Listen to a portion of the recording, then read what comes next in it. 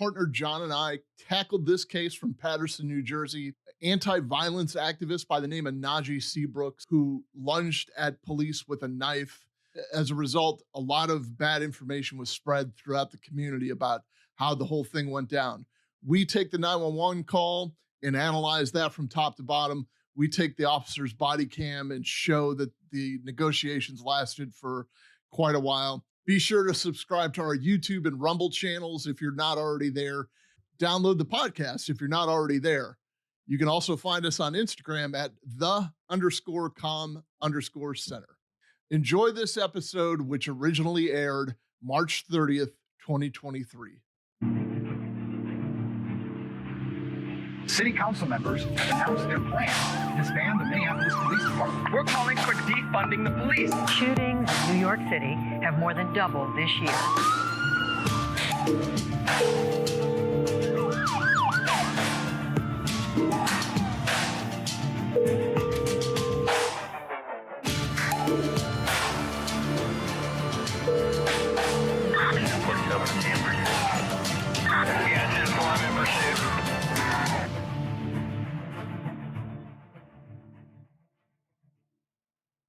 Here in the Comm Center with Drew Breezy. That's Drew, my co-host over there. 29 years of police and dispatch experience, and we're going to break down a case tonight that's going to be one for the ages.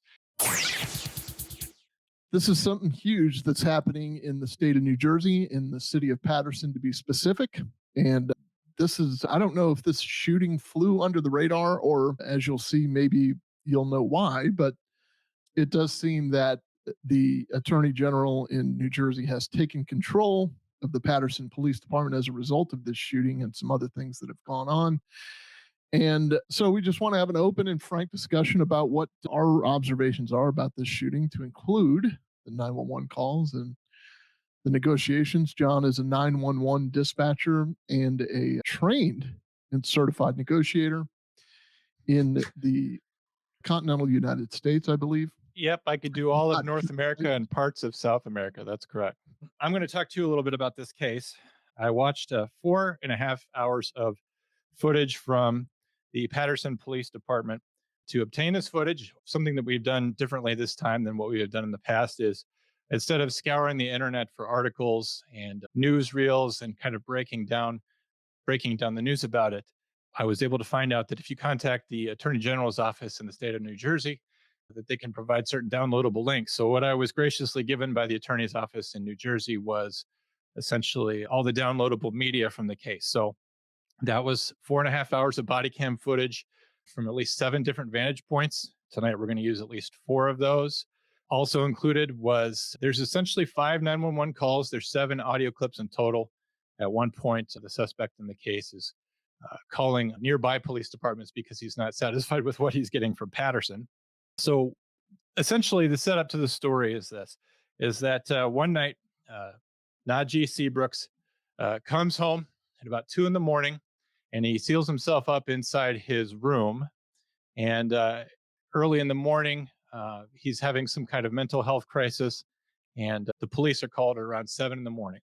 It takes police officers a while to respond because, as dispatchers and police officers know, there's always quite a bit going on. They were finally able to get on scene with 2 police officers. They arrived on scene, and what they found as they arrived on scene to a threats call was family members of Najee Seabrooks waiting outside.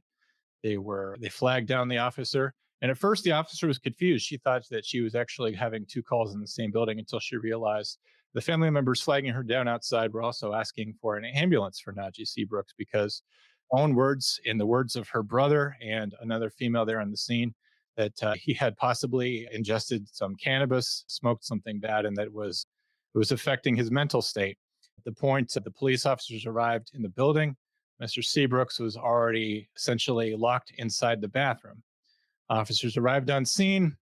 They found out what was going on with him. As I said, that he had been smoking something the night before, and he was not responding to calls from family to come out. Najee Seabrooks, his mother, other family members, and a child were all there inside the apartment when the officers arrived.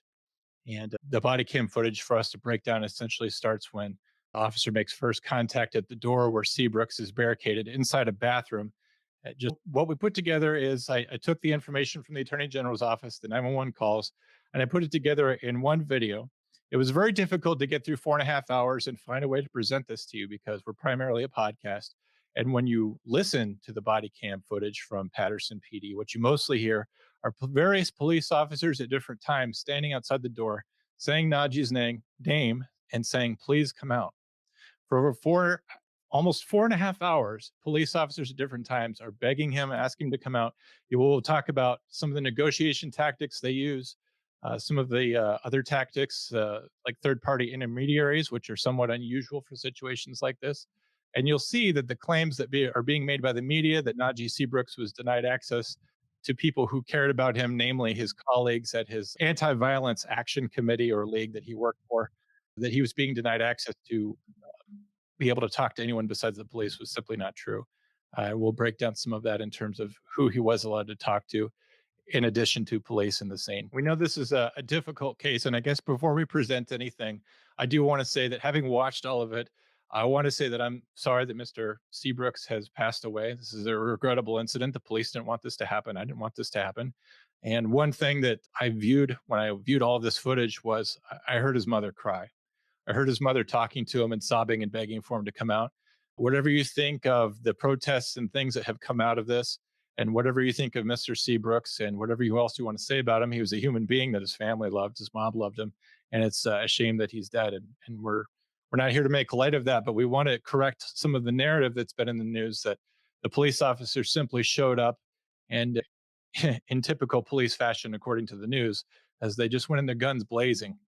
What you'll see from Patterson PD is an amazing display of patience and empathy and going to almost any lengths constantly to find a way to reach Mr. Seabrooks, to find a way to convince him to cooperate. Unfortunately, it was unsuccessful, but you can see that every single person who talks to him, particularly if you watch the full unedited 4.5 hours as I did, has a heart for intervening in the crisis and driving a positive change.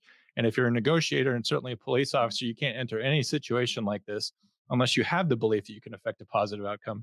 And I saw that from every single police officer that spoke to him. And quite a few of those are in this footage we'll show you tonight.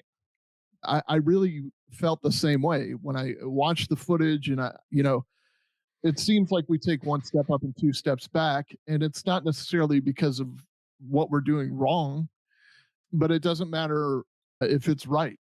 Sometimes there's a whole issue behind body worn cameras that we're probably going to discuss tomorrow. I mean, like, do we need, if the public is clamoring for them as they are, I think they being the public, probably need to start believing what they see when they see it. It's like, you can't have it both ways. And I think the other part of that problem is they don't know what they're looking at. So they can just pick it apart, but it's not, we're trained differently. But one piece of footage that they show constantly, and it's less than 2 seconds, was the door to the bathroom is open and you see Mr. Seabrooks inside, and they fire a less lethal round, and there's a reason for them to do that. It's not because they want to hurt him or they want to be mean. And he says, "Oh, you're going to come at me like that." And it's sort of an aggressive interplay, and it makes it seem like makes him seem like he's outraged or angry, and it certainly makes him seem like he's in his full right mind. But as we break down this case, you could say that it's a mental health crisis. There's certainly something going on with him, but we'll show the reason for the less lethal discharge. All right, I don't want to switch gears completely. I want to give a little background here in addition to your background. This is something else that we didn't discuss. Patterson police have had their own problems. Namely in, let's see, what year was that? 2017. There was 4 officers, a sergeant and 3 officers, who were indicted federally for stealing money, basically for tossing drug dealers and taking their money and stealing their money.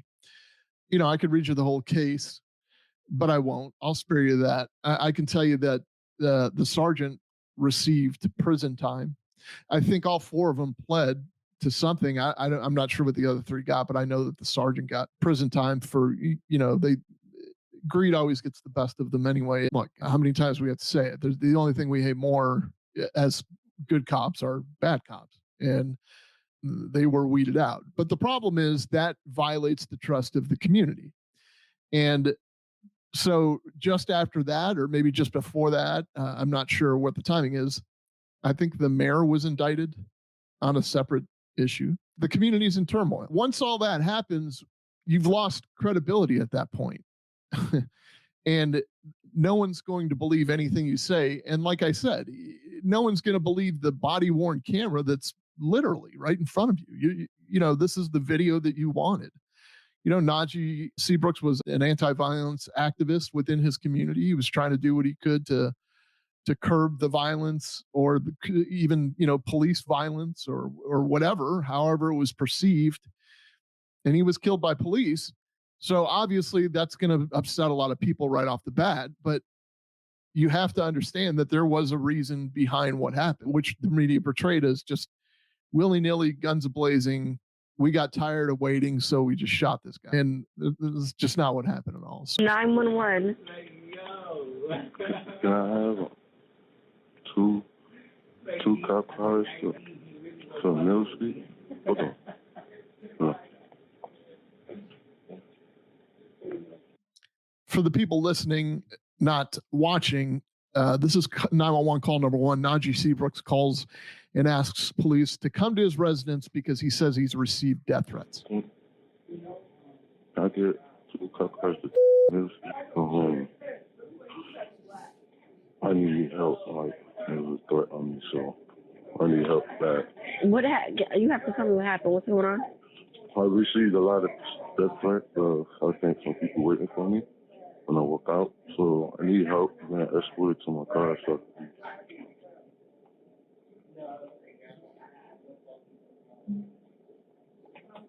Okay. Who are you receiving death threats from?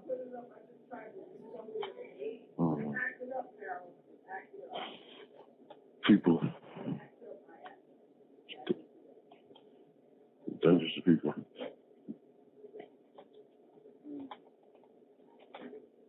What's your phone number?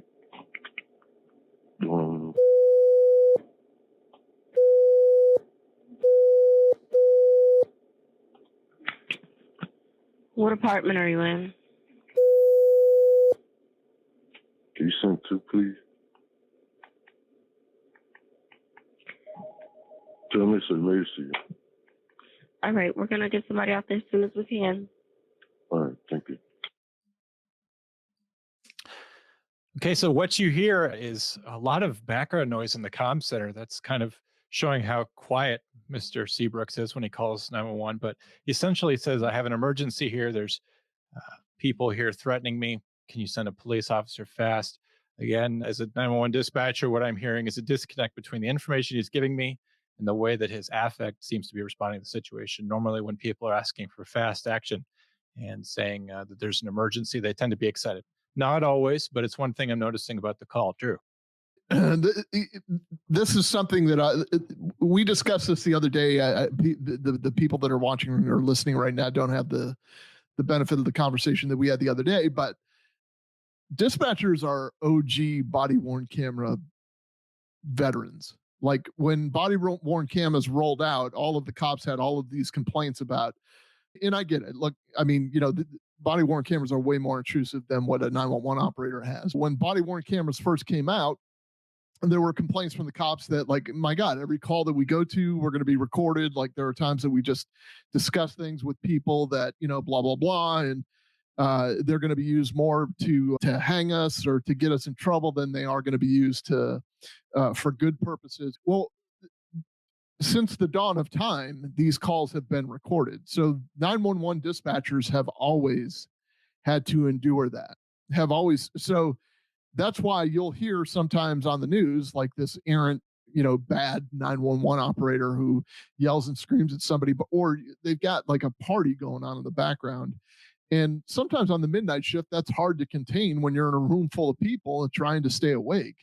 And it's you know, it's the manager or supervisor's job to be mindful of that and keep everybody quiet, but it's also their job to keep them awake. So you kind of understand why things, you know, are overheard or whatever. So that is a lot of what you're hearing. So we're going to start with a body cam from officer number one.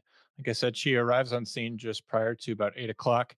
We see her go inside the residence after talking briefly with family. The family escort her into an apartment, which is actually below ground on the first floor.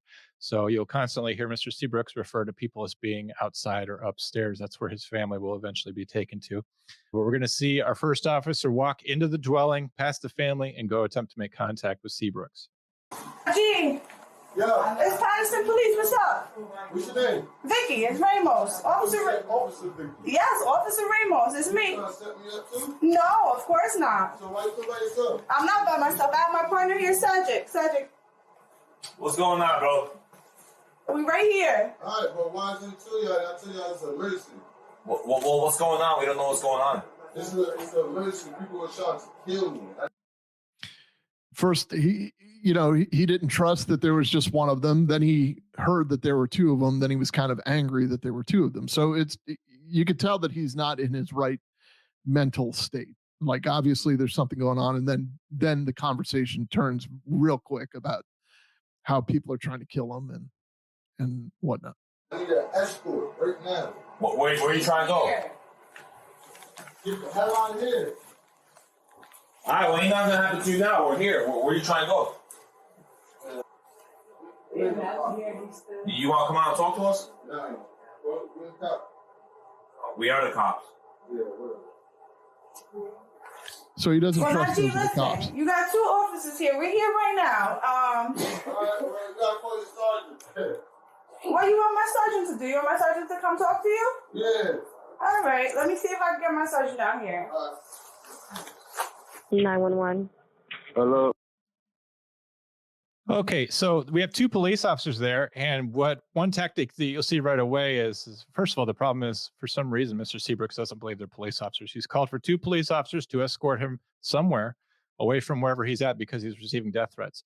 The one officer introduces herself, and then Seabrooks doesn't believe she's a police officer because why are you here by yourself, he says.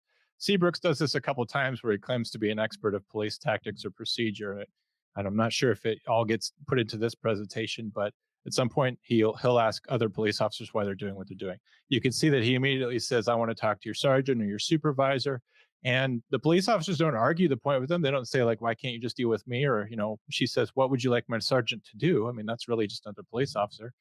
But Seabrooks continues to dial 911. I'm calling because I have an emergency Mill Street. Sir, the police are there.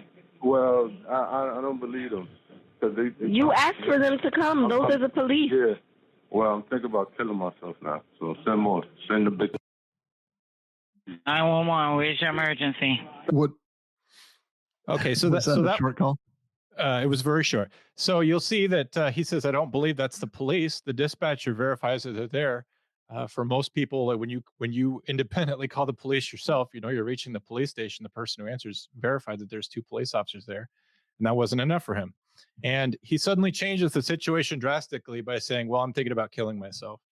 And I don't know if you guys saw that coming, but it seemed like a drastic turn to me. And you don't want to downplay those things because of the severity and the seriousness of it. But a lot of times 911 dispatchers will be on the phone with someone, and all of a sudden a piece of information like that suddenly gets uttered or said because the person saying it knows that it will increase police response. They'll say, oh, he has got a gun in his hand, he's got a knife in his hand, or I want to kill myself. These things they know escalate calls. In fact, I've taken some before where people will tell me that someone has a knife in hand, and then when I tell them the police are right outside, they'll say, oh, they put the knife down. And they're totally calm, but they know that the knife will make the police respond with lights and sirens. Drew, your thoughts? Weapons in general, but the thing is, when somebody says on the phone or in person, when somebody says, okay, well, now I'm thinking of killing myself. Yeah, sometimes it's a tactic to get more attention, or sometimes it's a tactic to get more police presence, or whatever the reason. But there's no reason to disbelieve them. If somebody tells you they're going to kill themselves, you kind of have to. Yeah, you would be wrong to disregard that. And one more thing as we continue, that we're about to show or play 911 call number 3 for you. Everything that happens in the course of this, I just want to, part of the reason why we're playing all of these is to remind you that whatever's going on with Mr. Seabrooks today, whether he's having a mental health crisis or he's having problems with drugs or anything else that might be going on with him, just want to remind you that the police were invited to the situation, that they were not here until Mr. Seabrooks himself called them. And it doesn't mean that the police have license to do what they want after that, but he did place multiple 911 calls asking for police officers to arrive, and now more police officers. And their sergeants. And their sergeants. I get a baby seat up. Street. Mill Street. Yeah, apartment. It's a lot of players trying to kill me. Sir, we have multiple police officers at Mill Street. Are you not speaking to any of the officers that are there? Yeah, but I want to speak to the sergeant. Okay, a sergeant is on the way, so you speak to the sergeant, sir. No one is trying to hurt you. You have multiple police officers that are there already. All right, hold on. You know, I just want to point out that, I mean, everybody I've heard so far has shown, you know, a great degree of empathy. It's easy to get frustrated when people are calling 911 over and over and over for the same thing. You know, there have been times where we've been on a traffic stop with somebody and they've called 911 over and over, you know, because they disagree with what's going on in the car behind them, you know, which is us, you know, the police. So I don't know why they're calling 911. It's not to complain, but it's very easy to get frustrated when this is happening. They're taking an empathetic tone in the whole thing, and they're telling him, "Hey, look, everybody's there. The sergeant's on the way. Just talk to the people that are there. You know, it should be a reassurance. Like, trust us. Like, you want the cops there. Those are the cops. You keep calling back asking for more cops, but we're telling you the ones that we sent you are good. They're already there." Well, one thing you're hearing is frustration, but it's also confusion, because at one point she says you don't see any police officers. You have to remember there's a disconnect in geography and placement and time for a 911 dispatcher. Sometimes we can send people to places and sometimes they go to the wrong place. Sometimes addresses are bad. Sometimes people get lost, misdirected. Sometimes things are just confusing. So if someone calls 911 and you send them police and the police go 1097 or on scene and they're there for some amount of time, and you're taking calls from the person, the reporting party, over and over again, you know that it seems like contact has not been made between your reporting party and police. Now, 911 dispatchers will typically feel like an incident is more or less stabilized once a police officer or another first responder has made contact with the reporting party. It's very unusual to continue to take calls from a reporting party once you know a police officer's on scene. And it's making the 911 dispatcher believe that there's some sort of disconnect in the physical arrival of those police officers, and perhaps they're somewhere else. I think the body worn cam will kind of solve some of that mystery as well. I mean, you know, spoiler alert, the guy that keeps calling 911 is behind a closed door, and they're trying to negotiate with him in a locked room, a closed door. So just remember, this is what we keep saying, you know, every week, and I think it's important to point out the 911 emergency call taker does not know what's going on at that scene. Nobody is live streaming what the officers are seeing. No cops are calling up there saying, "Hey, we got them holed up in the hotel in the bathroom." So the disconnect comes sometimes from natural things like this. Like, you do not see police officers there. The answer to that question is no, because I got the door shut, but he's not going to offer that.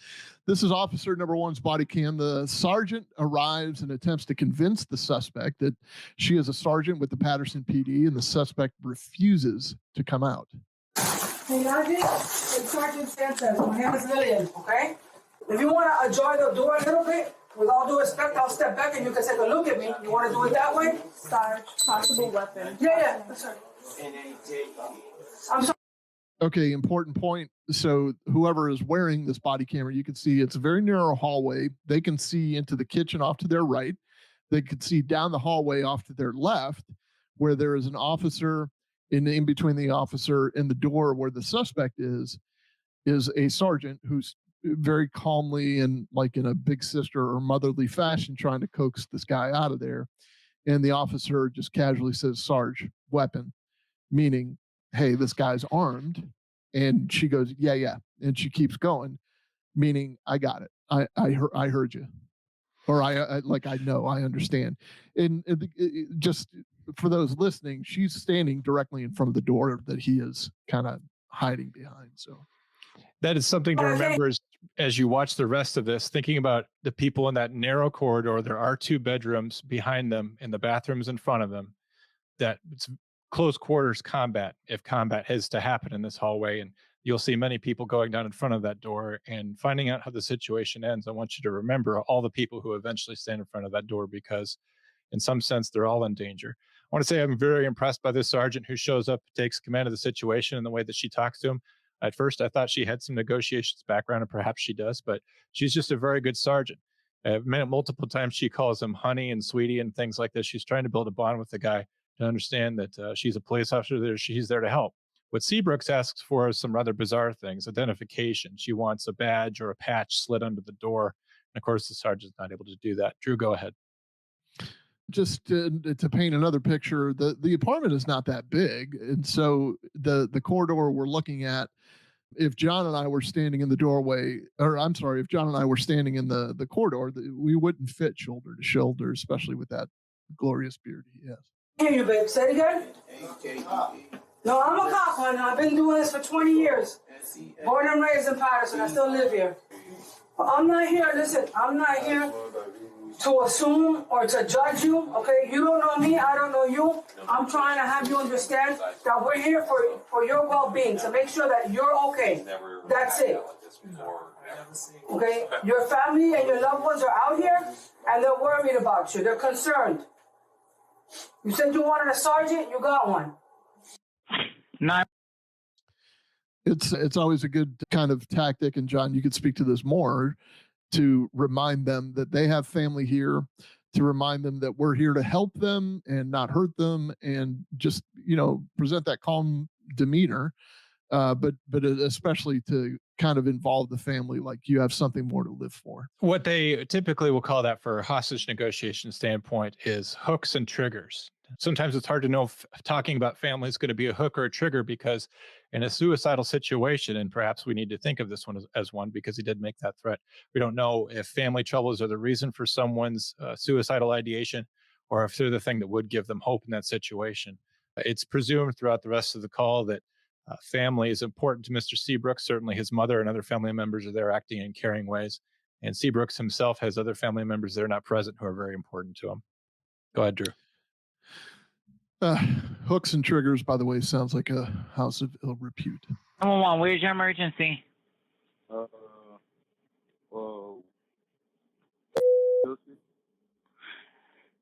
So this is 911 call number 4. He continues to call 911, even with this sergeant on the other side of the door trying to convince him. Sir, Mill Street, you're. Well, I'll be a standoff in this motherfucker, because it's crazy around here. That's what I'm trying to tell you. Sir, but what do you want me to do on a phone line when officers are actually there? Speak to them, please. Officers here. I said I want an officer. I need a sergeant. Okay, and the sergeant is there, sir. How are you not seeing anybody? I have 1, 2, 3, 4 officers that are out there with even. Because I'm not coming out. Yeah, I'm gonna be on the news. The fuck? Sir, hold on 1 second, okay? Hold on, okay? Give me 1 second. I'm gonna talk to the officers for you. Hold on. Do not hang up. Give me a second, okay? So he's saying things like, I'm going to be on the news, and it's going downhill. The negotiations, whatever they're trying, is not working.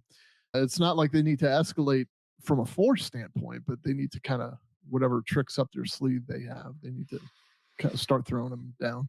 I just want to remind the listeners that the news reported that he had been barricaded in his apartment for hours, and only moments after the police arrived and gained entry to the apartment did they shoot Mr. Najee Seabrooks. And it was implied that very little was done to talk to him or figure out what was going on with him. And we can even see so far that 2 police officers arrived. Both of them tried to talk to him. Both officers tried to switch off to see if he could build a rapport with either one.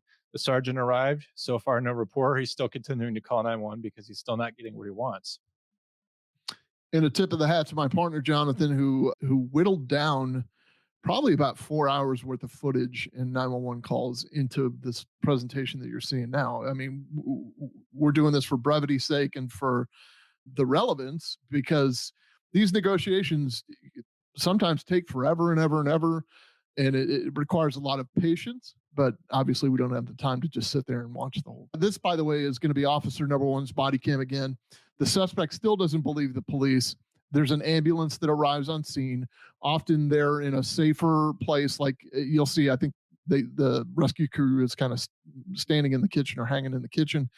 Sometimes we will use that rescue crew, and I don't know how it is in New Jersey. It may be that they're dual certified as law enforcement and rescue, but sometimes we'll use them to do the talking. I mean, if they know that there's a medical issue going on or a mental health issue where they need to get them to the hospital, and they can convince them that they're not in trouble, that they have no arrest powers, they're just there to help them. Sometimes that works in your favor. All right, go ahead. Najee, my name's Firefighter Broadfield. I'm with the Patterson Fire Department. I'm the EMT here. I'm here to help. Want to go to the hospital to go get help? Huh? I'm here to help, to take you to the hospital to go get help, to go talk to someone. I don't want to go to the hospital. I need water and a charger. Najee, listen, Najee, you want water, you want a charger, you got to give us something back. Okay, it's a give and take, Najee. You can't just keep asking for stuff. You said you wanted to kill yourself, we're here to help you. Okay, how do you want to go about hurting yourself? Are you taking medication? What are we doing? You got a gun and 2 knives. We have quite a few critical things going on there. He's started making demands. He said that he wanted a bottle of water and he wants other things. This is classic barricaded subject, almost hostage type situations. You have to think of it as a hostage situation in that he's threatened to harm himself. He's essentially taken himself hostage, and that's why we would call this a hostage negotiation, a barricaded subject. It's a crisis event that a negotiator would respond to. But the sergeant's absolutely correct. She says, this is a give and take situation. You can't just keep making demands of us.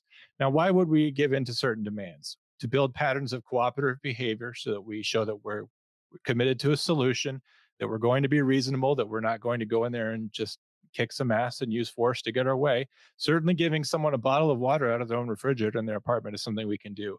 There's also certain tactical advantages to that. If he opens the door and from a safe distance we can see inside, perhaps we can verify the weapons, we can see if he's injured, we can see if he's in there alone, and various other things like that. But she's right to say that there's got to be some give and take. You can't just endlessly give in to those demands and not expect anything back. So she's right to open that dialogue and explain that right away. Drew? Well, I see a couple of great comments in here. First of all, somebody is saying, is he choosing not to believe this, or is this a stall tactic or something to that effect? And he's obviously delusional. He's not believing that the police are who they are. And is it a stall tactic? Who knows? I mean, he's in there with knives and he says a gun. If he wanted to kill himself, he could have easily done that by now. But they're doing everything they can. They're throwing the every card in the deck at him to try to coax him out to get him to some help. And it becomes a frustrating process. There was another great question in here. He said he had a gun, so keep the door closed and the knives aren't a threat, but the gun doesn't care about doors, which is a great point. But if he can't see you, you've got a little bit of an advantage at least. I definitely see your point though, that bullet will penetrate a door very easily, and you don't know what you're shooting into when if you're going to try to return fire. We've seen officers who were unsuccessful with that. So this is kind of gut wrenching. This is another body cam angle, and the police asked the suspect's mother to ask him to come out of the room. He doesn't believe anybody that's there. So they finally say, the mother was up, what we'll call upstairs. The whole family was upstairs. Obviously, they know he's in some kind of mental health crisis or maybe a drug situation. We don't know. And so the mother comes down and she begs and pleads with her baby to come out. 20 mil. 20 mil, Sarge. Najee! Why are you doing this to me? Please open the door! Najee, I'm not doing that to you. Please, this is I'm your mother. Yeah. I did. Come on, Najee, please. You can make me upset. What money, Najee? What are you talking about? I can't believe you doing this. Open Just like to point out, tactically speaking, they are putting her right in between that door. The only thing, I guess they have great confidence that he's not going to hurt his own mother. but she is begging and pleading outside that door. And even he's saying things to her that even she doesn't understand, such as, he's making statements about money or where's the money or somebody took the money. And she's like, what money? What are you talking about? Like, nobody knows what you're talking about. So, I listened to her for 3 minutes. I wanted to leave the room that I was in. She's absolutely gut wrenched over what is going on with him. She's extremely worried about him. As we find out later, this is a very dangerous situation. And this is something that has kind of been a school of thought in hostage negotiations, crisis negotiations for years, is what is the safe way? What is the best way to use third-party intermediaries? And should you? Suppose they had put the mother down in front of her and the mother had come at him at a place of attack and guilt, say, this is all your fault. We're all embarrassed by you. Look at what's going on here. You have the police in our home. And suppose that had agitated him. You never know how people are going to respond to family. And a lot of times with third-party intermediaries, what we will try to do is get a recorded message. I've had to do that before with a barricaded subject who had a firearm up to his forehead, where I had to get a message in the comm center from his wife telling him that the situation was going to be okay and that he should comply with officers. And that was a bit of a technological feat to get her to say that on a recorded line in the comm center and get that to an officer's cell phone where he could then play it for him. But I was able to do that and happy that we were able to solve that situation. So the use of third-party intermediaries, people have different thoughts about it, whether it's a good idea or a bad idea. For many years, I always thought it was a bad idea because suppose she goes down there and she does all of these things. Najee, come out of here, please. I'm your mother. And he says, I love you, mama. Goodbye. True. Yeah. I mean, that's the worst case scenario. Well, it's not even the worst case scenario for the officers because, he could come out that door and charge at her and now you've got a whole different situation on your hands. For her though, emotionally, mentally, or I don't know that you ever get closure when you're begging and pleading with somebody who's in this mental health crisis that and that isn't in your right mind. And she's upset, and she's probably at a 10 on a scale of 10 because she also knows what's going on here. He's not listening to reason. He's not listening to his mama, and he has knives in there, and there are guys and girls on the other side of the door with a bunch of guns.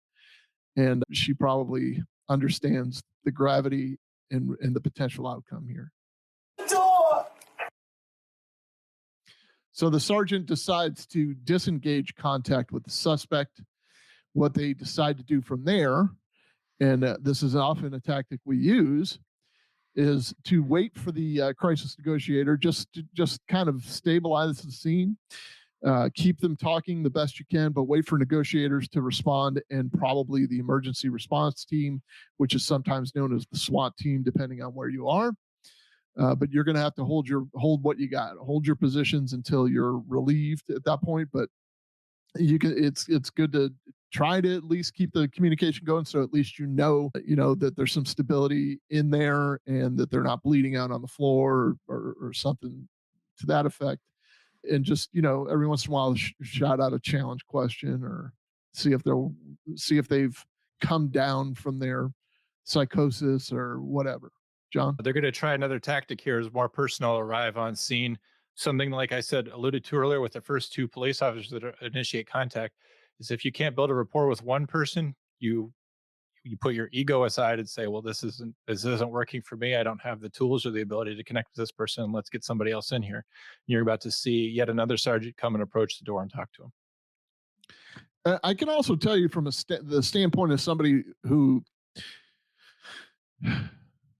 I'm glad you mentioned that about the ego because, I would pride myself on the interviews I did. I would try to connect with people on the human level. I've made no secret about my own mental health issues or my battles with suicide. So sometimes it made me better prepared to have these conversations with people. The fact that I'm still, roaming the earth is could be used as a sign to them that, there could be brighter days ahead. And, I was pretty successful at talking to people. I did a good job at talking to people. And for some reason, I just saw the humanity in a lot of people and they were able to break through the uniform and see the humanity in me. And, I've been through quite a few of these where I'm able to successfully talk to somebody. I've also been through a few where it's just not going anywhere. And it is so emotionally draining and frustrating when you're trying to reason with somebody who is unreasonable because of a psychosis or because of drugs or and just like the mom I alluded to a minute ago, just like the mom, you're kind of like, man, I, I don't know where his or her head is right now, but I know that this is bad. It's not going to end well for somebody. It's funny you mentioned breaking through the uniform, because observer bias, uniforms, badges, and titles, they all certainly do have an effect on a suspect or any person in crisis. Normally, when you will make first contact with the subject, usually by phone, voice, or whatever it is you're doing, you'll introduce yourself without your title. And certainly with some officialdom, you'll say your department. So I would say, I'm John, and I'm with the such and such department. I'm here to help. Can you tell me what's going on? Can you tell me how we got here? Is anybody hurt? You would typically start with questions like that. Throwing out, I'm officer so and so, it's almost like you're doing sort of a power wedge of your authority over them, or trying to claim some power in this situation. Make no mistake, the person in charge of this situation right now when it comes to the safety of Mr. Seabrooks is Mr. Seabrooks himself. Also, the situation, I must point out, is incredibly similar to what correctional officers face every day. Correctional officers have to deal with inmates who will barricade themselves inside their cells. They'll take mattresses and other things, cover up cameras, cover up cell fronts, and we have to be responsible for their safety and negotiate with them sometimes at cell front just like this. Inmates can get a hold of weapons, so simply opening the door is not always an option. Depending on their custody status, opening a door is not only an option. Not having a full team there to respond to inmate violence, especially if there's two inside the cell, is often a problem. So the idea of negotiating it face to face, through a door, is something that correctional officers have to do every day. Great comment here. If I were a mom, I'm wondering if they had not allowed her to try, how much she would be haunted by it. I can tell you that this is a pretty rare circumstance here. John just alluded to the fact that, sometimes they'll get a recording of somebody. It's kind of rare that we bring a family member in that close. So yeah, I do understand that position. I understand where you're coming from. It's definitely not frequently done though, because of the danger involved. It's critical to mention, though, because some of the first reports that I read about this was, that Mr. Seabrooks works for this nonviolence coalition, and that certain of his colleagues he had texted and they were outside and they were ready to come up and diffuse the situation. He's saying, I want to talk to my people. I want to talk to my friends. And their complaint was that the police did not allow them to respond. So the situation is being shaped as though mental health professionals were there and ready to respond, and the police denied them access. When we find out the situation is violent and dangerous later, you have to see that the police are granting extra leverage for anyone that can reach him, particularly his mother and other people, as you'll see in this video. So the claim that only police officers were allowing influential people to come and talk to Seabrooks was absolutely not true. This is part of the reimagining police or defunding police, where they want social workers or they want mental health counselors or whatever to travel with police officers. But I can tell you, just, I think there's even something they've run into in California right now. If there's somebody on the other side of the door with a knife or a gun, the mental health counselor is not, they're generally not the one that's in between. You know what I mean? They're not the one that's proximal to the suspect. Or the person having the crisis. They're not necessarily suspects, but so you can throw all the mental health resources in the world at right now, or but he's still, at the end of the day, a human being who has strength and knives, and he says he has a gun, and you can't just stick a social worker, or you can't just stick a mental health professional in. Just like the mom, you kind of can't just shove them right to the front of the line. You have to hold a protective barrier for them. The suspect doesn't trust the Patterson PD. The officers try to get the subject to call his grandfather. His grandfather happens to be a retired police officer. Hi, my name is Sergeant Serrano of Patterson Police. All right. I just want to let you know you're not in trouble, not whatsoever, okay? I have a whole bunch of people here just trying to get you some help, or for you to talk to someone. I heard you calling someone over. We will not be able to let that person in unless you come out and go to the ambulance. If you want that person to go with you to the hospital, we could see if we could arrange that or not for you. Right now, the whole situation is, procedures is if from this situation you're not wanting to come out, you're inside with a couple knives, you stated some things, I guess, that made some people feel uncomfortable as you wanted to hurt yourself. Because of that, you have to go to the hospital. At this point, we just all here trying to help you.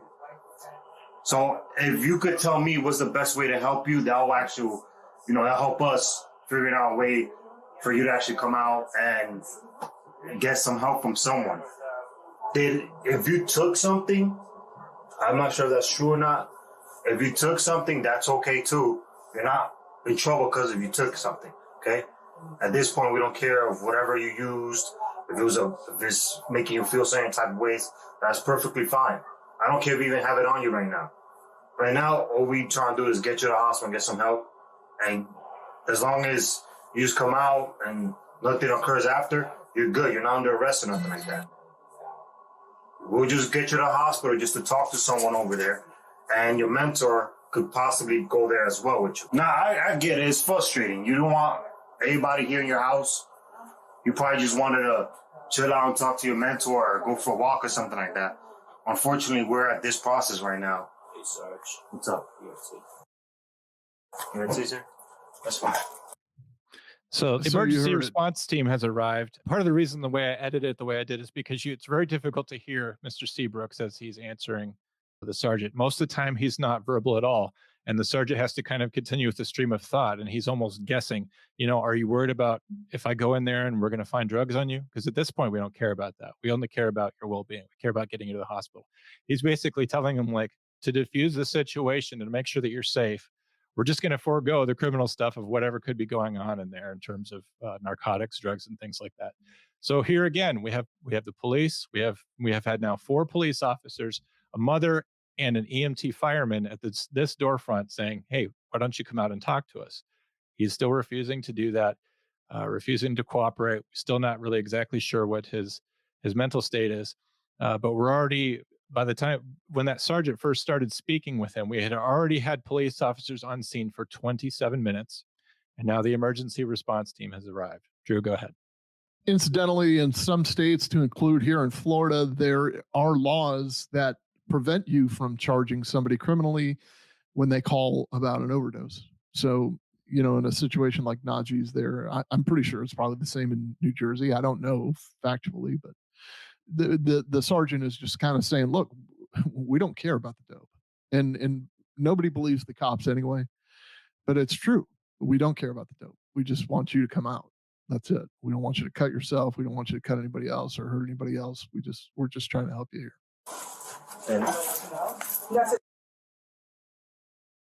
So, by the way, that's his beanbag. Okay, so that's not lethal. That's not lethal. It's a beanbag. Okay? It's a beanbag. We're not gonna hurt you. All right, let's go back. Hey, Najee, look. The last thing I want to do is go in there forcefully. But the whole problem is we don't want you to hurt yourself. We're concerned that we don't want to hurt you. We're not going to hurt you. Exactly. That's why we want you to just come out and come talk to the ambulance. Exactly. We just want you to come out and just go talk. We're not. No one said that at all. You understand me? No. What happened? I said money is that important out here. This has nothing. He keeps saying money is that important. Money is that important. To do with money. There's just no reasoning with him. He's just like in this state. He's stuck. I'm not even sure where that comes from, to be honest. It's heartbreaking for real. That's true. At this point, you just have to come out and come to the hospital with you. Yeah. You get what I'm saying? Yeah. So if you just open the door, shows you with your hands up, and that's it. We'll walk you to the ambulance. Once you get to the ambulance safe, we'll leave you alone. Once you get to the hospital safe, I mean. And then we can arrange your mentor to go to the hospital as well. You washing your face, Najee? No, I'm not washing my face. Because I heard the water. I just want you to take deep breaths. Okay. It's Najee Seabrooks. I'm calling from. So, as we continue on the journey here, he starts calling neighboring police departments. He calls the police department in Fairfield, New Jersey, and Ogden, New Jersey, and he tells them that the Patterson PD is holding him captive. Patterson, New Jersey. Okay. It's a lot of people trying to hurt me right now. So I'm calling y'all so y'all could come here because Patterson police is accepting every call I make out. So I'm trying to find other cities to reach out to. I'm there. You're in Patterson, sir? Yes, I'm there. Mill Street, Patterson, New Jersey. And what's going on there? They got me trapped in a bathroom, right? And they're trying to kill me.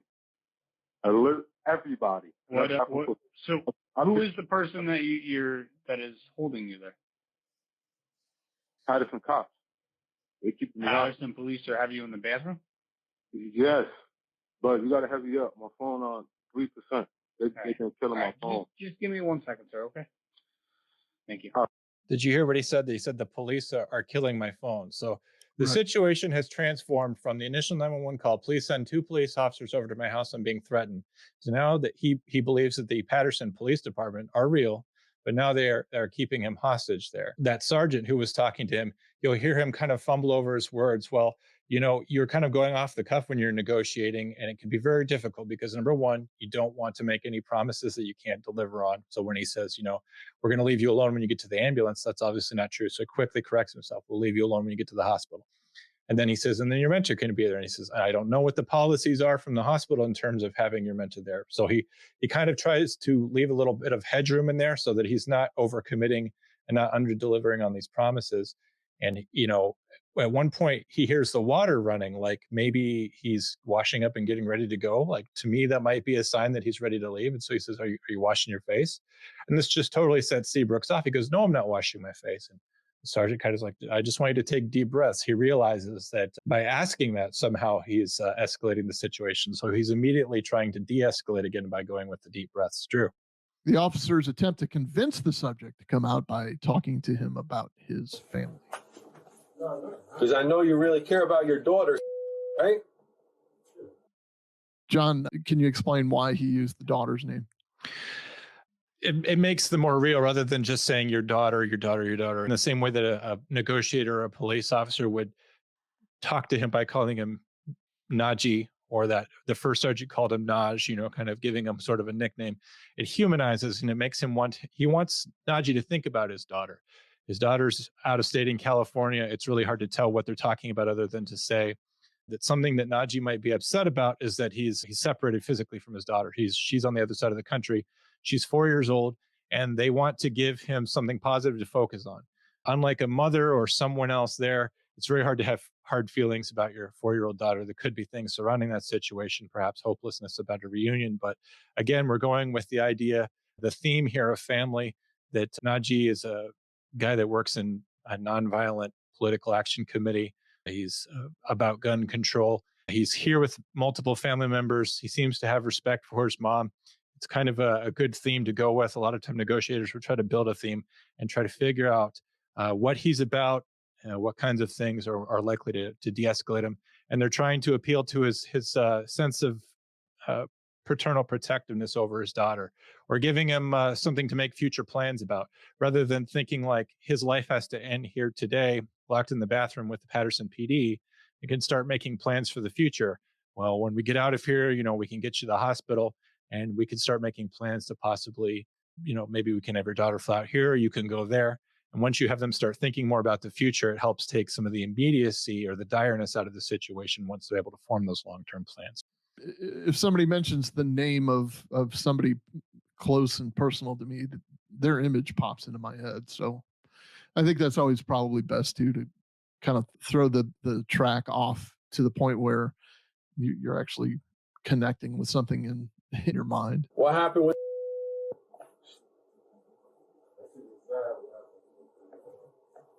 She went to California, right? What happened with that? That's got to be hard. That sucks. How old is your daughter? 3. Oh, man, that's horrible. You want to tell me a little bit about what happened? If you won't do it for me, will you do it for...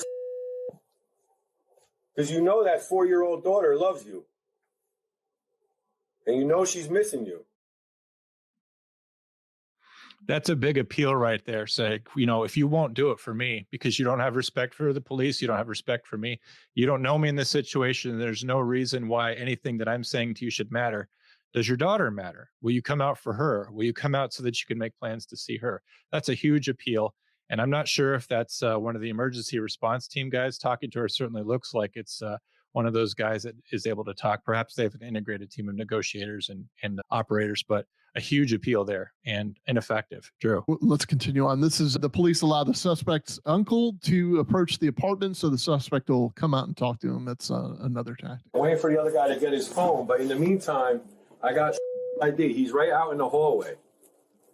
Now, I know you want to verify that it's him. What's that? That's exactly what I'm going to do, right? I'm going to have one of these guys slide the ID under the door. All right? I'm going to slide it right under right now, all right? The suspect refuses to believe that his uncle has arrived at the scene, despite being given his ID card, and that was the purpose of trying to slide the ID card under the door. The uncle, who is a former police officer, is allowed to approach the suspect in the bathroom and talk. We're now talking about 1 hour and 41 minutes of contact time between the police and Mr. Seabrooks inside the door, again, to totally lay waste to the news narrative. And perhaps it was only one station reported this, but the police went in there and without much thought or consideration or empathy, shot Mr. Seabrooks. We can see we're only an hour and 41 minutes in. We're not giving up. We're trying new tactics. We're trying to find a way to get that door out open so that Mr. Seabrooks can come out peaceably. Najee, I got here now, okay? He's going to start talking to you. Shoot, we lose audio. John, are you hearing that? Good? Yeah. Okay. Najee, you good? Huh? I need you to come on out. Everybody's upstairs wants to see you. They all came here because they're in love with you. If you go upstairs, you come on out, go upstairs, they'll give you an opportunity to talk to your mom and everybody you need to. All right? How's that sound? Good? All right. Put the knives down and listen to these officers and come on out, all right? I'll walk you out. All right? I'll stay with you through the whole process. Najee, all right, put them down and come on out. Everybody's here because we care about you. So the suspect has promised to come out. This is usually a sign that the negotiation is effective, but Najee breaks his word in this instance. We'll see in a second. And they call him out on it too, as you'll see here, that they want to know why he's going back on his word. Najee, come on, man. 2 minutes is way up, man. You told me 2 minutes. You promised. You promised us.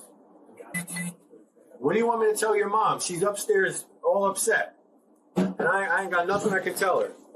The suspect refuses to cooperate, and the ERT has fulfilled numerous demands for like water. They have agreed to allow him to talk to his mother, his mentor, and his colleagues who are outside trying to talk to him. So they were given the opportunity to talk to him, John. Yeah, they're telling him, like, listen, all you have to do is just come on outside. Your friends and your people are out there. We'll let you talk to them before you get in the ambulance. His mentor, I believe, if I'm not conflating people, was his uncle who came in. That was the last person who spoke. He's also a former police officer, just like Najee's grandfather is. So interesting here that family is a theme that you're going with. You have two family members who are former police officers. Obviously, at this point, the SWAT team is there and they're allowing his uncle as a former police officer to talk to him. The uncle is obviously giving him very sound advice for what we would not call a surrender to the police, but which is in effect a surrender. And again, multiple people are being allowed to talk to him. He's being given assurances of fair and kind treatment. It's the things that are concerning him that will be addressed. And we're now at 2 hours and 15 minutes of contact with the suspect, and he still has given us nothing. Onward. This is body cam from officer number 3 now. Najee, come on, man. Please, you're the one that can end this, kid. Come on. We need you to come out and talk to your mom. What am I going to tell your mom?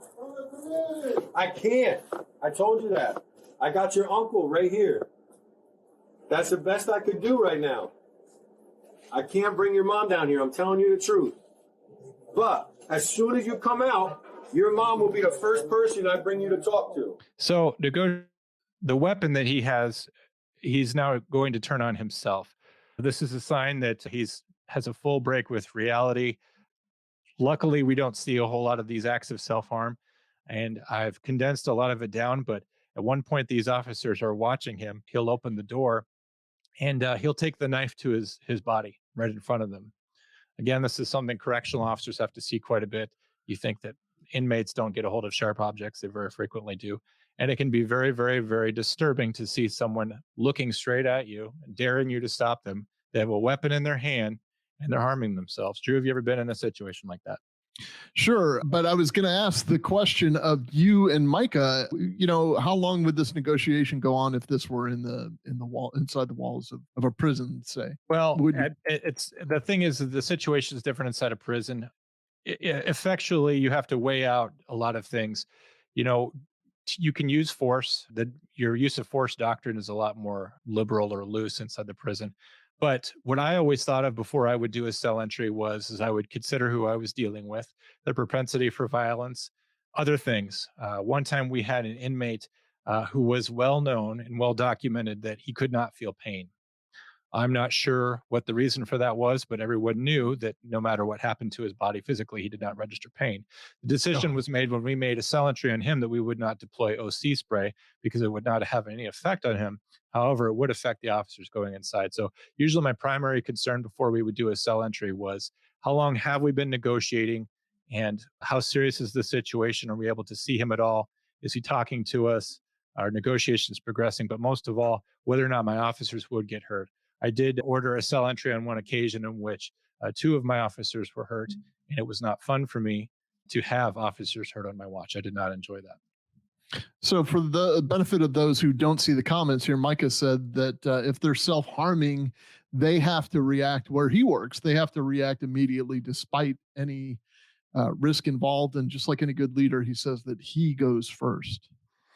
That was a test question, Micah. When I got hired, they actually showed me a video. I'm not sure if it was real or not. It was probably not, but they showed an inmate inside his cell cutting his arm with some sharp object. And they say, what will you do? And one of the options was, do you call the door open from the control room and intervene in that situation, or do you call for backup? For our situation, and I believe the correct choice is to wait for backup. I don't want that inmate to come to harm, but I'm also not going to put myself at risk or one other officer. If I can, I'm going to get as much help there as soon as possible. Unfortunately, I have seen inmates very gravely injured because we were not able to get that help to them. But, you know, if I become a casualty in that situation, if he's able to do greater harm to me than he is to himself, all of a sudden we have 2 people injured.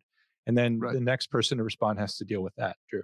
Yeah, we don't want to create more victims is the thing. So anyway, you've got to balance that decision, you know, that tipping point, but you definitely don't want to create more victims. So you might have to just go in, or you might have to wait for somebody before you go in. So he's harming himself with a knife. We are for sure positive that he does have a weapon inside.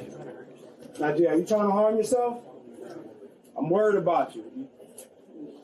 He continues to self-harm. He displays more bizarre behavior, such as turning on the water in the shower. Don't forget he's in the bathroom. Yeah, there would be no reason for that, obviously. 2 hours and 56 minutes at this point. We've had contact between the suspects. Come on, Najee. All right, he got 3 knives. He got 3 knives in hand. Najee, I got a pocket in here. I got a hoodie on. You dummy. Yeah, I got 3 knives. Najee, come on. And a gun in my hoodie, nigga. What are you talking about? Fully loaded. He's holding on to 3 knives. He's bleeding from the left hand. All right, disregard. He's bleeding from the right hand. Heavy bleeding from the right hand. Yeah, heavy. Come on, we want to get you some medical attention. Let's go. Heavy. We don't want to see anything happen to you. So I don't know if you can make this out if you're seeing it, but definitely not if you're hearing it. Obviously, you can't see it, but the officer whose body cam that we're seeing right now is holding his handgun. He is also kind of shielded literally by some type of shield. I don't know if it's ballistic. I don't know if it's rated for, sharp objects, but they're also in full SWAT gear with helmets, visors on, and all that too. Come on. The emergency response team deploys less lethal options as the suspect briefly opens the door. He's armed with knives and he's begun cutting his arms. We're at 3 hours and 1 minute into the negotiation here. It just keeps getting worse. It's not a good sign once they've started committing acts of violence against themselves, and they have to start intervening. As Micah said, that you can't just do nothing. They have enough officers there. They want to resist charging him. Well, you got him, man. He's picking it up again. Make sure you say less than lethal. Hey guys, less than lethal. Less than lethal. Fire round? Nah, less than lethal. 1 round, Captain. Oh, you just fired? 1 round, less than lethal. The suspect assaults an officer by throwing an unknown fluid on him. You'll hear the officer describe it in a second. That is a form of assault, everyone. I know that it may seem petty, but it is an assault. You also hear them talk about less lethal. Be ready, guys. They're committed to not harming him. How come you're not answering, Najee? I'm gonna shot. Let me know. He's spraying something. I don't know what it is. I don't got a shot. He just sprayed me with something in the face. I don't know what it is. All right, bear in mind, he's the description a minute or two ago was he's bleeding heavily from his right hand. And now this officer is getting sprayed in the face with an unknown object or an unknown liquid. It could be water from the shower. It could be blood. It could be a combination of the two. It could be feces. It could be a bunch of stuff. But the officers are just to kind of drive the point home, standing tough in the batter's box. They're just waiting it out. And this is the not so glamorous part of the job, but they're not giving up on this guy. The suspect had demanded to talk to the mayor, and that request has been granted by the mayor, believe it or not, if the suspect peaceably exits the bathroom. You'll hear it in a second. It's a usual demand that they want to talk to the ultimate person in charge. However, no one in charge can negotiate as a matter of tactics because that person's a decision maker. That's why negotiators exist. That's why the chief does negotiate. Yeah. Remember before you said you want to talk to the mayor, right? Yeah. Well, the lieutenant in internal affairs is telling me that he will get the mayor on the phone if you come out and you talk to him. And that's not going to happen until you come out. I told you, once you come out, that's not going to happen. That's not how this goes. It's good that they're still leveling with them. They're not caving to every single demand, and they are. It's kind of, in a sense, a tactic to snap them back into reality, to tell them, no, we're not doing that. We've come this far. Let's keep going forward, but we're not going to do that. I just want to say, this is 4.5 hours of footage. For the simplicity of the podcast and to keep the story of this incident moving along, I had to cut out hours and hours and hours of them simply saying, Najee, talk to me. What's going on with you? And no response from him. They probably said his name 10,000 times. Again, I want to refute any media narrative that the police came in here with a lack of understanding or patience and simply gunned down someone specifically for their race. We have seen that has been an utter non-factor in any of this. It has not come up at any point. Every single person, all of these people, firefighters, police officers, his own mother, his uncle, all of these people have approached the situation trying to resolve it. You cannot say that the racism of a police department, systemic or personal or otherwise, has any bearing in any of this. And the body cam footage and the voice audio of the officers and people that you're hearing verifies that. Great points. I mean, this is a classic example of why I say we are deteriorating in this country, because nobody is necessarily safe anymore, because there's police officer hesitancy. There is a mass exodus within law enforcement because social media and mainstream media come first, and they get the story out how they want it painted, and that spreads like wildfire through the community. And to this day, they're still yelling justice for Najee. You'll see in a minute here how it ends, but this was not what the news reported it to be. This was a hours long patient negotiation with care and compassion. It just turned very violent very quick. And, and unfortunately, this young man lost his life in the process. It had nothing to do with him being black. It had nothing to do with any of the officers being white, Hispanic, black. It didn't matter. They were there trying to save him. They've escalated to setting a fire, which is why they cannot retreat from the residence. Everyone there is now in danger because he will start a fire in the bathroom.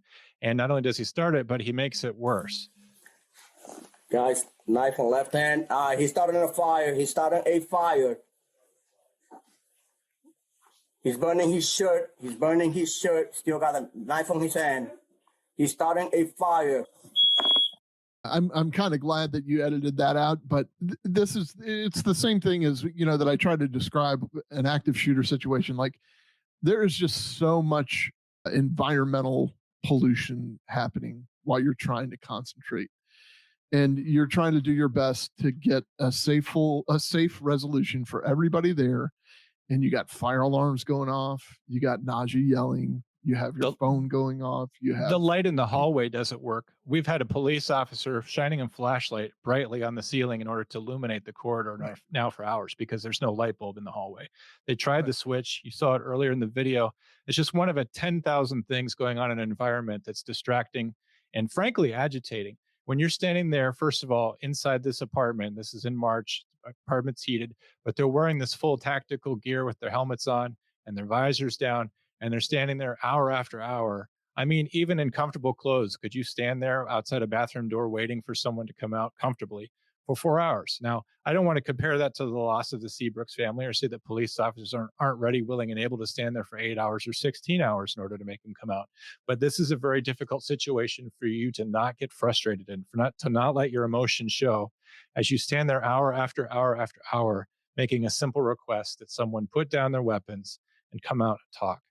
And all of these things going on, the heat in the room, the noises, it's all overstimulating and it's frustrating. And that's something that probably nothing is being said about the police officers there, that despite these frustrations, these agitations, you cannot hear it in their voice. They are constantly committed to Mr. Seabrooks' safety. All he needs to do is cooperate. He can come out of there. Drew. I think that would lend to also, if this were the quote execution, I don't think that anybody has said that. Maybe they have, but that's the go-to phrase usually in situations like this, that somehow he was executed. But does anybody in that, are you hearing any tones of voice that would indicate that they were amped up and ready to kill somebody? If anything, they were just, 120 over 80, but remaining completely vigilant and trying to negotiate a peaceful surrender. I mean, that's the goal 100% of the time. It just doesn't turn out that way 100% of the time. The suspect is now standing nude, holding knives, cutting himself, and continuing to threaten to kill police officers. Let me tell you from experience, kill me in the comments, whatever you want to do. My first major fight as a deputy sheriff was with, I was with my field training officer. We had to fight a guy in the middle of a street who was completely naked and it was pouring down rain. I don't care how strong somebody is or how weak they are or whatever, but when they are naked and when they are completely wet, as like the shower in the bathroom here, it is near impossible to get them under control. And just so now let's throw 3 knives on top of that and a threat of a gun. Obviously he can't hide the gun, but it shouldn't be underestimated. The fact that he's not wearing any clothing means you can't grab onto anything. I mean, you can, but it's not going to be effective. It also changes the way that you talk to the guy. I mean, at that point, he's totally dissociated from his own sense of shame or dignity. You know that you're not talking to someone who's in the same place that you are mentally. Was this a mental health crisis? Circling back to the beginning of the call, after the 2 officers made initial contact, other people in the family say, this is totally atypical for him, which I believe. Now, they also said that, he had been working with a lot of youth in the neighborhood, that he had known a lot of people who had lost their lives to violence. I have no doubt that is something that could weigh heavily on Mr. Seabrooks. However, I don't know if it is strictly that's informing his decision-making process right now, if it's the drugs or it's both. But the situation is being painted as though Mr. Seabrooks is having strictly and only a mental health crisis, not complicated by drugs or anything else of his own choosing. and the police are ignoring, with a lack of empathy or a deficit of empathy for someone in a mental health crisis. They're doing everything they can for this man, and he's clearly showing that he's operating on another level, which I'm not sure that a psychiatrist or other mental health professional would necessarily be ready to deal with in that sort of situation. But regardless of whether or not they're ready to step in there or not, the situation tactically is now totally untenable for a civilian to be in there. They can't put him in front of the door or even on the phone. I know one point Seabrooks said that Patterson PD was intercepting all of his phone calls. One tactic that we will use as negotiators is that we will trap a phone or hotline a phone so that they cannot call other people. We can call your cell phone provider, and if we can demonstrate that we have exigent circumstances to do so, we can not only interrupt a phone call that you are already talking with someone else in order to speak with you, we can also make it so that all of your texts and phone calls go only to the negotiator. Again, this is to prevent for anyone else from influencing you or giving you tactical information or updating you, someone from outside, someone watching the news. We also don't want you to get on the phone with someone that you need to say goodbye with. We want you to focus on the negotiator so that we can continue to build that influencing rapport, to change your behavior, to get you to come outside and talk with us. Drew. No, stop, man. Let us get you the help you need, man. Put the knives on the floor, Naj. Nobody's gonna shoot you, man. Nobody's gonna shoot you. All right, nobody's gonna shoot you. Naj, let's put the knives on the floor, dude. Let us get you the help you need. Just stop cutting yourself. Just stop. Stop. Let us help you. Stop. Naj, we don't want you to die, man. I need you to put the knife on the ground so we can help you.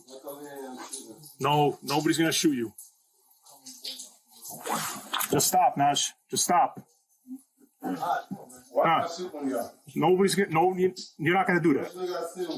No, you don't want to do that. All right? It's not worth it. All right?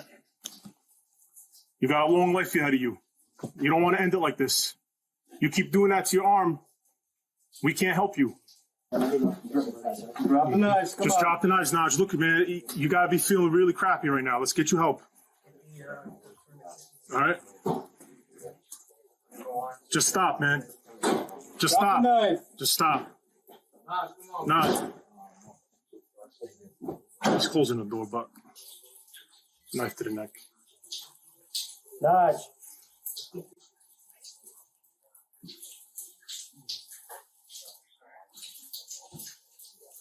Come on. You want to talk to somebody? Yeah. Family or anything like that? Your mom? What? Okay. Okay.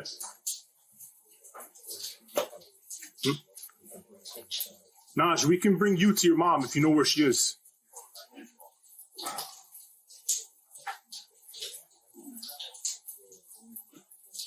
Sitting. Naj, come on, man. Let's take you to your mom. All right? Let her talk to you. All right? I'm sure she don't want to see you like this. Drop it.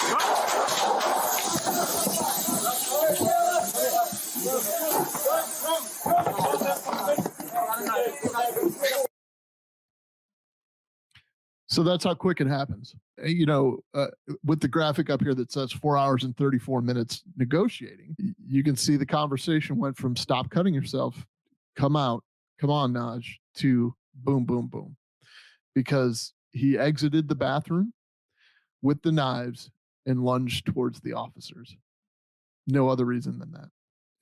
It went from a very peaceful and almost begging and pleading, intensive negotiation to I feel threatened and you should not have done this. There are other angles. Perhaps I should have put them in there, but to be honest with you, this was a lot to put together, and I was getting tired. But there's two bedrooms opposite of the bathroom. We're watching the officer in the hallway, so he charges past the officer that shoots, going after the officer that's in the bedroom. So he was lunging at a dead sprint towards the officer with knives in his hands. That's a deadly situation. For those people who scoff and say, well, he had knives and he was in a gunfight, get stabbed. I'm sorry, that sounds very, very cruel or mean, but that's a lethal situation. You cannot take being stabbed. This is not the movies where you get stabbed and it hurts, and then later you're not even limping. being stabbed is a lethal situation. The use of force was necessary. And you can hear, I didn't cut any of that last part. They're sitting there saying, please stop. Will you talk to your mom? Please stop. Please don't do this. You only have one life to live. What else would you have these police officers do? Mental health professionals, if you're out there, call in and give us the clue. What was it they were supposed to say after 4 hours and 34 minutes that would have ended the situation? I feel terrible. I wish he was alive, because this does terrible things for the narrative of police. It does terrible things to his family, and it cuts short the life of a 31-year-old man with a daughter and a mother and all this. It didn't have to come to this at all. And even if it was only strictly a mental health crisis, if the police only aggravated things, if the police had never been called, but all I can say is Mr. Seabrooks made that call. This started with him, and he was in command the entire time. He was in command until the police were forced to take command from him, because the decisions he was making with that command were to charge at a police officer with knives. And it's a very tragic situation. Now what's happening is that you have the Black Lives Matter and other movements going out there, and they're demanding justice and saying that the police officers go out there. And one person I heard in a report today is saying that the police go out there and they're putting their knees on the neck of the black man. Look at this situation. He was, as I said, again, he was in charge this entire time. You have protesters who are going out there now. One of these officers who was involved in this incident actually owns a restaurant in the area, and mobs have been seen outside and kicking security gates. Now, I'm not sure the extent of the damage or whatever else, but they're demanding justice against the police brutality of this situation. Where was the brutality? There was a flash of violence at the end, again, initiated by Mr. Seabrooks. And what angers me and what has me set so on edge, because perhaps you can tell, is that I watch these news reports and they have to have gone through this footage to pick out the pieces where they show, Mr. Seabrooks reacting to the less lethal rounds coming through the doors. But they must have willfully ignored all of this. They must have seen everything that I've seen and said, I'm going to throw out 99.9% of this so that I can use this to feed my narrative that Mr. Seabrooks was someone who was misunderstood and essentially assassinated by police. And it frustrates me greatly because I don't have a degree in journalism. All I have is the integrity to watch 4.5 hours of video and edit as best I can into a presentation to show here in an audio podcast what I saw. And what the news is telling you is completely inaccurate. And all I will say is that copy and paste this situation towards everything else. If you don't know what's going on, it's because the news is misleading you, and you can do your own research like I did. And I compel you to do that because you'll find something different than what the news is telling you. Drew, I got to get off my soapbox. You go ahead. Well, you did an amazing job at watching all of this stuff and following the story. The epilogue to the story, though, is it's still developing. The Department of the New Jersey the Attorney General's office. Thank you. The New Jersey Attorney General himself came in and did a press conference. It's about 25 minutes. You can watch it on YouTube if you like, where he essentially said, I have now taken control of the Patterson Police Department, citing this as an example of some kind of misuse of authority, or I don't. Seizing control of the police department is misuse of authority, because I would like to know what instructions the Attorney General would give to these guys. They had the Attorney General's phone number the entire time. Perhaps they should have called him, and he could have, let them know what to do. Were certainly in contact with the mayor. The mayor remarks on this as saying it is a very sad situation. I think the mayor understands a lot more about what was going on than the Attorney General was. The mayor was willing to talk to the guy, I feel, when they came out. Mayors are very busy doing whatever it is that they do, and the mayor was willing to talk to him. So it frustrates me that you have a big state agency saying we're going to seize this department because of this incident, when obviously the Attorney General's office is who I got this video from. They saw everything I saw. And what would you have the police do differently? At one point, Andrea said in the comments, why don't they retreat out of there? That was something I thought of. Like, what if we just completely did it a different way? What if we just said, you know what, he's in a mental health crisis. He's locked in the bathroom. And Drew, you've talked about this before. What is the police responsibility towards suicidal subject? Suppose we evacuated the family and got the hell out of there. Well, again, he started a fire. Okay, they're in an apartment complex at the bottom floor. He starts a fire with his T-shirt. He's obviously got something else in there that he's using to start a fire. Not sure what that was, but he adds plastic to it at one point. Okay, I'm not sure how they put the fire out, but he started a fire in there. So again, he's putting everyone in that apartment in danger. They now have an affirmative responsibility to stay there and to take him into custody, not only because of the suicidal talk, but because he's essentially committing arson, for lack of a better word. And again, like, he's going through something. I understand that. So I'm not angry with him, but I'm frustrated that, again, the news is trying to paint this as though the police had an itchy trigger finger and went in there frustrated or whatever else and took his life, and they didn't need to, because that's not what happened. Again, Drew, off the soapbox. Go ahead. Well, first of all, thank you, David J., who just left $100 super chat. He's keeping me in the ice cream this month. I got to be honest. But anytime you lose control, anytime the people lose control of their police department, when there's over governance, I don't think it's a good thing. I don't know exactly if this is about, well, the community doesn't trust them anyway. This is out of protection for the police for us to take control here, but they're going to install their own chief. They've taken that away from, so the people elect a mayor and the mayor wants to elect a chief or select a chief. You've taken that power away from the citizens that are there. When they had a recent election, when the new mayor came in, they selected a police chief who was the first Muslim police chief, and that's all they kept touting him as the first Muslim police chief. And yeah, great. That is a milestone, but that's all you can say about it, because the crime rate went through the roof. Just because somebody is Muslim, or just because somebody is black, or even just because they're white, like, nobody's really getting selected just because they're white, although the mainstream media would have you believe otherwise. But just because you're the first gay black spokesperson in the White House doesn't mean you're intelligent enough to hold the position. We have to talk about qualifications when it comes to the safety of the people involved. And this is, once you've taken it away from the people who are affected the most, the stakeholders, I think this is a completely slippery slope. I think this is a little bit of an overreach, but again, there are a lot of things that I don't know about Patterson.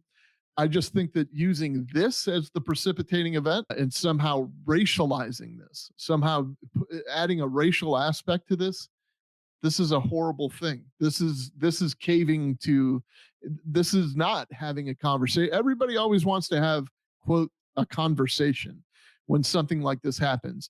And what the conversation normally is you're going to browbeat me and tell me how horrible I am, and then I'm just going to walk away frustrated. There are no conversations, because if there were conversations, our chats would be loaded right now with people saying, I didn't think of that, or you guys are just a bunch of racists. Well, it's not like that. People make up their minds and they buy into the narrative. And I didn't come here tonight with the intention that I could change anyone's mind about how they feel about the police, because people have their decision made up. But I want anyone who's angry with the police, or angry with how their local government is handled, or angry with anyone in authority, or just angry that this man died, I want you to look at the news and question what you're hearing. I don't care if it's CNN, I don't care if it's Fox, I don't care where you're at on the dial. The things that people tell you, it's fundamentally inaccurate. It's lazy journalism, it's yellow journalism, it's bad journalism, it's journalism to drive an agenda, it's journalism designed to sell commercials, but it's not the truth. And if you want the truth, you have to look into it for yourself. And I'm sorry that's a lot of work, but when I see people out there protesting and demanding justice for him, when the police broke their backs, bending over backwards, trying to save his life from himself, I can't stand it. I cannot stand that yellow journalism. Drew, I have to take sedatives or something. A third soapbox. Yeah, when you say the word justice, when you keep saying justice for Najee, this is not justice. What you're not seeking is justice, because what you're saying is what happened to him was unjust. It just happened. It's not unjust. What you're seeking is revenge, and that's a completely different virtue than justice. Lady Justice is blind. There's a blindfold, and if that were a white guy in the bathroom, would they have negotiated for 4 hours and shot him when he charged out? Yes. The answer to that is yes. The negotiations didn't end. They were aborted by the subject. They were still standing there watching him flay his arm, saying, please stop doing this. Now the officer that had to shoot him is going through something because he never wanted to shoot someone, let alone someone who was clearly having some kind of crisis, whether it was drug fueled or a mental health problem or whatever. But you stand there watching somebody harm themselves, and that image will stay inside you. So again, I don't want to take anything away from the Seabrooks family. I know they love their brother, they love their son, but these police officers are being affected too. And it's not enough that they have to go to a job and see this and deal with this, but then they have to be hung out to dry by the media and their own state government saying, well, you did something wrong. When I watch that, and maybe it's not perfect, sure, there's things to learn. Perhaps there's other tactics or something they could have employed, but ultimately they were still working the case. They were still trying to do it. They were still committed and engaged to a positive outcome when he came out of the bathroom on his own, not unarmed. So that process was still going forward until he stopped it. Yes, Keith, I'm on my fourth soapbox. So there is, just so you'll know, there is discussion afoot in the criminal justice world, in the law enforcement world. How do we handle these? I know that there are agencies in California that don't respond to these at all. That if you're in that, and we've struggled with that too, where I worked. I don't know what the current policy is. I'm not going to do any talking for them. I could tell you in the past that if the subject is suicidal and they're in their home alone, there's nobody else that is in danger, and the family is calling, yeah, we're working on options too, like, unfortunately. And as long as the neighbors aren't in danger and the people on the inside of the house aren't in danger, if they decide to take their own life, they decide to take their own life. That's not our fault, and it's not our business, because what's going to happen is we show up and we have to take the action that you don't want us to take. This actually exact scenario played out. There was a deputy sheriff he had come from a specialty assignment. It was his first day back out on the street, and he got called to a guy having a mental breakdown just like this, similar to this. The guy was sitting in a lawn chair out in the driveway or something similar, and he went up to just have a casual conversation with him, and the guy charged at him with the knife. And what are you going to do at that point? So of course, the news, the family is all upset, and they say, that's not what we called you here to do. But what do you expect me to do? I'm not going to take a butcher knife to the jugular. I don't know what you expect the police to do in a situation like that. It's very unfortunate, and it takes its toll on the officers. Those officers are never going to be the same, and their families are never going to be the same. So, I'm not begging for sympathy over him, because he deserves as much, empathy you can give. But, the previous 31 years, he may have been a saint. But that one day when he made that final decision, this is what happened. And this is unfortunate for everybody involved. He may still have been a saint up until that moment that he charged. And at that point, Sure. It doesn't matter, because I don't expect that police officer in that bedroom to take a knife. He deserves to go home to his family, just like Seabrooks did. And unfortunately, right. Seabrooks, like I said, again, I don't want to get on a fifth soapbox, but he took charge of that situation. The police got there. He stayed in command. And that's what he did with this command. And I'm really sorry that it happened. I don't want to make light of it at all, or use his death to further my own agenda, because a life's been lost, and that's the biggest tragedy. But we have, as a society, we need to talk about it. And most of all, we need to talk about our news sources, because I put on Instagram today a reel that showed the local ABC affiliate describing how the police response to this incident was. And it's patently false. Now, I understand when you're a news reporter and you just get to the scene, there's going to be different people talking. You're going to hear maybe some things that are wrong. People are confused. The timeline of events hasn't been clarified.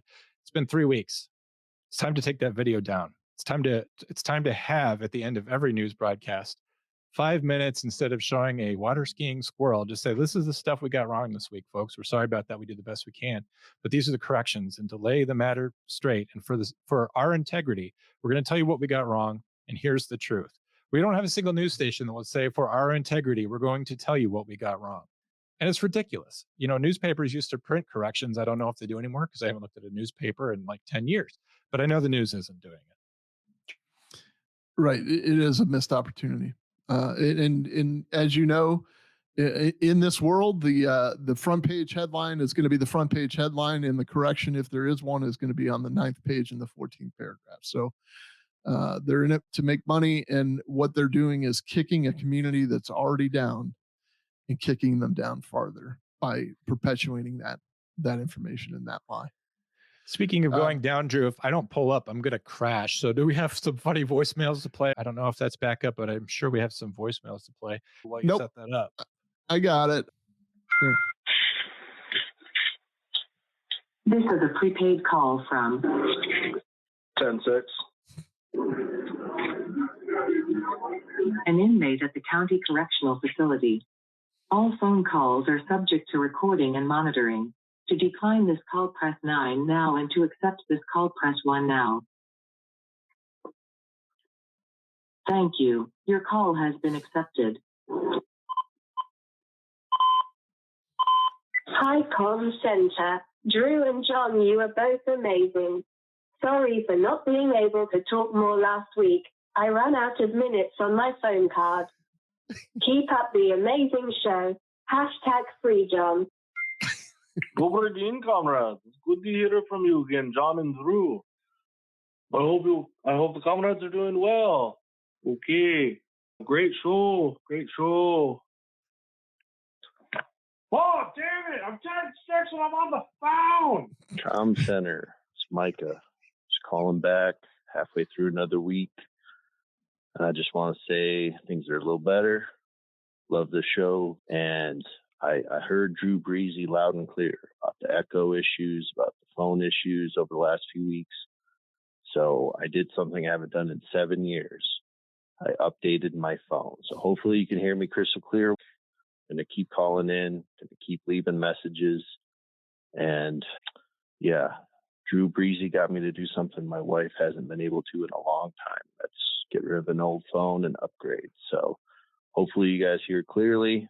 Looking forward to the next Comm Center. We'll see you then. Micah, that was a wonderful update to your phone. It is like we are sitting in the break room playing with the salt and pepper shakers, looking longingly into one another's eyes, wondering why John is trying to butt in on our conversation about smart things.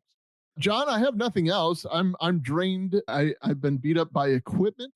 The VCR that I have used is, I didn't set it for SP. I set it for ELP. So we've all done that. Yeah. Where we're running run out of space. Yep. Yes. So we're probably going to wrap it up here.